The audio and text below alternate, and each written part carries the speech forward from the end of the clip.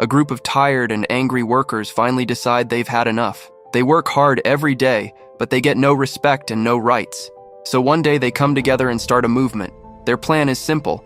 They want to talk to the boss and demand fair treatment. But before they can reach him, their path is blocked. A full battalion of security guards stands in front of them, holding shields and batons. For a few moments, both sides just stand there, silent and tense. Then suddenly, one worker loses control and throws a rock. That single action turns everything violent. A brutal fight breaks out between the workers and the guards. The chaos only stops when the boss speaks through a megaphone. He calls out two workers and asks them to come talk to him. But there's a problem. The leader of the movement, Sangaji, is not chosen. The boss then orders everyone else to go back home. With no other choice, the workers slowly leave. That night, Sangaji returns home. His wife is waiting, along with their young son, Sanka. The boy doesn't understand why his father